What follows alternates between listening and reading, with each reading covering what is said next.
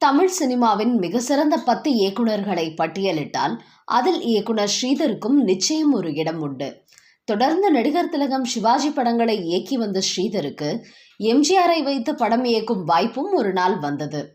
அன்று சிந்திய ரத்தம் என்கிற டைட்டில் வைக்கப்பட்டு புரட்சிகரமான கதையம்சம் கொண்ட அந்த படத்தின் படப்பிடிப்பு துவங்குவதற்கான ஏற்பாடுகள் நடந்தன. ஆனால் அதன் பின் எம்ஜிஆர் சில காரணங்களால் அந்த படத்தில் நடிக்கவில்லை. இன்னும் சொல்ல போனால் திட்டமிட்டே அந்த படத்தில் நடிப்பதை தவிர்த்து விட்டார். அதற்கு ஸ்ரீதர் செய்த சில குளறுபடிகள் தான் காரணம் என்பது ரொம்ப காலம் கழித்துதான் ஸ்ரீதருக்கே தெரிய வந்தது. அதே சமயம் இப்படி எம்ஜிஆர் அந்த படத்தில் நடிக்காததால் சில காலம் பொறுத்து பார்த்த ஸ்ரீதர் அதே கதையில் சிவாஜியை நடிக்க வைத்து படமாக்குவது என தீர்மானித்தார். கதையில் பெரிய மாற்றம் செய்யாமல் ஆனால் சிவாஜிக்கு ஏற்றபடி திரைக்கதை மற்றும் காட்சிகளில் சில மாற்றங்களை செய்த ஸ்ரீதர் அந்த படத்தை சிவந்தமன் என்கிற பெயரில் படமாக எடுக்கும் வேலைகளை ஆரம்பித்தார். இது அண்ணன் எம்ஜிஆர் நடிக்க ஒப்புக்கொண்ட படமாச்சே என முதலில் சிவாஜி தயங்கினாலும் ஸ்ரீதர் மேல் கொண்ட அன்பு காரணமாக பின்னர் அந்த படத்தில் நடிக்க ஒப்புக்கொண்டார். ஸ்ரீதர் ஒரு தயாரிப்பாளராகவும் இருந்ததால் தன்னுடைய பங்குதாரர்களை சேர்த்து கொண்டு இந்த படத்தின் வேலைகளில் இறங்கிய போது திடீரென அவருக்கு ஒரு யோசனை வந்தது. பேசாமல் இந்த படத்தை ஒரே நேரத்தில் தமிழிலும் ஹிந்தியிலும் சேர்த்தே தயாரித்தால் என்ன என்று ஸ்ரீதர் கேட்க அவருடைய பார்ட்னர்களும் சந்தோஷமாக சம்மதித்தனர். ஏற்கனவே ஹிந்தியில் ஸ்ரீதர் தொடர்ந்து வெற்றி படங்களை இயக்கி வந்தவர்தான். அது மட்டுமல்ல, அப்போது ஹிந்தியில் பிரபலமாக இருந்த இயக்குனர் ராஜேந்திரகுமார் ஸ்ரீதருடன் மிக நெருங்கிய நட்பில் இருந்தார்.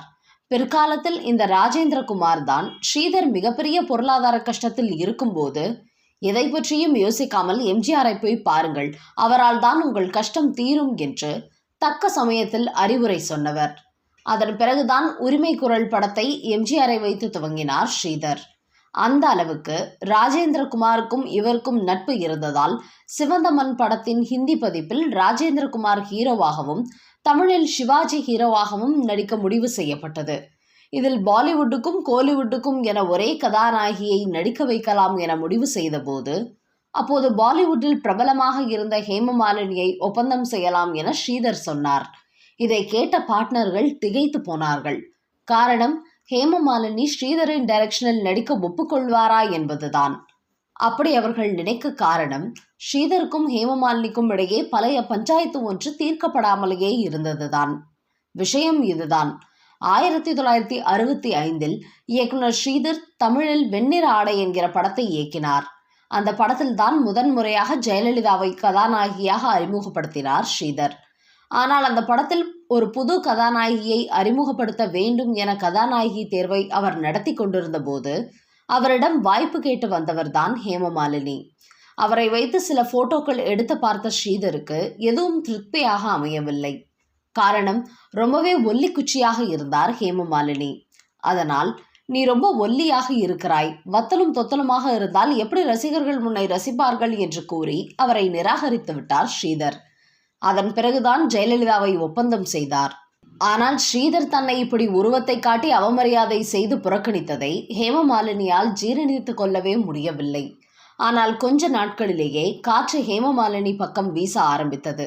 ஹிந்தி திரையுலகம் சென்ற அவர் அங்கே மிகப்பெரிய நடிகையாக மாறினார். தொடர்ந்து ஹிட் படங்களில் நடித்தார். புகழின் உச்சிக்கு ஏறிய போது ஒரு முறை அவர் வேண்டுமென்றே இயக்குனர் ஸ்ரீதரை மட்டம் தட்டி பேசி ஒரு பேட்டி கொடுத்தார். அதில், இன்று நான் இங்கே நம்பர் 1 நிலையில் இருக்கிறேன், ஆனால் நீ என் படத்தில் நடிக்க லாய்க்கில்லை என்று தமிழில் இருக்கும் ஒரு பிரபல இயக்குனர் என்னை ரிஜெக்ட் செய்தார். அவரெல்லாம் எப்படி இயக்குனராக இருக்கிறாரோ என்று கிண்டல் அடித்து பேட்டி கொடுத்தார். இந்த நிலையில்தான் 1969 சிவந்தமன் படத்திற்காக ஹேமமாலினியை கதாநாயகியாக நடிக்க வைக்கலாம் என முடிவு செய்தார் ஸ்ரீதர். ஆனால் இப்படி அவர் ஹேமமாலினியை அவமானப்படுத்தி அனுப்பிவிட்டது ஒரு பக்கம், ஹேமமாலினி ஸ்ரீதரை அவமானப்படுத்தும் விதமாக பேட்டி கொடுத்தது ஒரு பக்கம் என 2 பக்கமும் நிலைமை சரியில்லாததால் எப்படி அவரிடம் சென்று கால்ஷீட் கேட்பது என தயங்கினார்கள் பங்குதாரர்கள். அப்போது அவர்களிடம் ஒரு புதிய விஷயத்தை கூறினார் ஸ்ரீதர். ஒருமுறை மும்பை விமான நிலையத்திற்கு ஸ்ரீதர் வந்தபோது அதே விமானத்தில் பயணிப்பதற்காக ஹேமமாலினியும் விமான நிலையத்திற்கு வந்துள்ளார். விமானம் புறப்படுவதற்கு முன்பாக அவர்கள் காத்திருப்பு அறையில் அமர்ந்திருந்த போது ஸ்ரீதரை கண்டு கொள்ளாமல் அலட்சியம் காட்டியிருக்கிறார் ஹேமமாலினி. அப்போது அவரிடம் ஸ்ரீதர், நீ கொடுத்த பேட்டியை நானும் பார்த்தேன். ஆனால் ஒன்றை மறந்து விட்டாய்.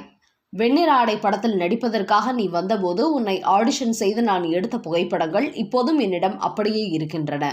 அதை வெளியிட்டு அந்த சமயத்தில் நீ இப்படித்தான் இருந்தாய், இவரை எப்படி நான் கதாநாயகியாக தேர்வு செய்ய முடியும் என இப்போது நான் ஒரு பேட்டி கொடுத்தால் உன் நிலைமை என்னவாகும்? அந்த புகைப்படங்களை இப்போது வெளியிடவா என்று கேட்டார் ஸ்ரீதர்.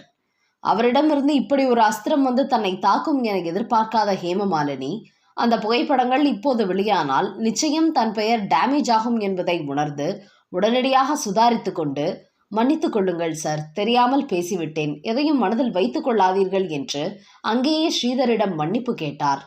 இந்த சம்பவத்தை தனது பார்ட்னர்களிடம் கூறிய ஸ்ரீதர், நீங்கள் தாராளமாக ஹேமமாலினியிடம் போய் கால்ஷீட் கேளுங்கள், மறுக்காமல் தருவார் என்று கூறி அனுப்பி வைத்தார்.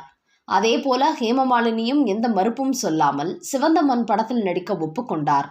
ஆனால் பிரச்சனை வேறு வடிவத்தில் வந்தது. அந்த சமயத்தில் ஹேமமாலினியை வைத்து 3 வருடங்களுக்கு அக்ரிமெண்ட் போட்டிருந்தார் அனந்தசாமி ஐயங்கார் என்கிற தயாரிப்பாளர். ஸ்ரீதரின் படத்தில் ஹேமமாலினி நடிக்க ஒப்புக்கொண்ட விஷயம் அவருக்கு தெரிந்ததும், என்னுடைய அக்ரிமெண்ட் முடியாமல் நீ வேறு படத்தில் நடிக்க முடியாது, மீறினால் நான் கோர்ட்டுக்கு போவேன், அதன் பிறகு நீ எந்த படத்திலும் நடிக்க முடியாத நிலை ஏற்பட்டுவிடும் என மிரட்டி உள்ளார்.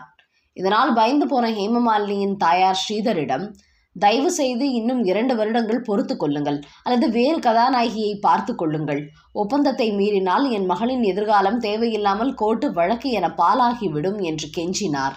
அவர் பேச்சில் உள்ள நியாயத்தை புரிந்து கொண்ட ஸ்ரீதர், அதற்கு பிறகு ஹிந்தியில் வஹிதா ரஹ்மான், தமிழில் காஞ்சனா என 2 கதாநாயகிகளை நடிக்க வைத்து அந்த படத்தை 2 மொழியிலும் இயக்கினார். ஹிந்தியில் அந்த படம் தார்டி என்கிற பெயரில் வெளியானது.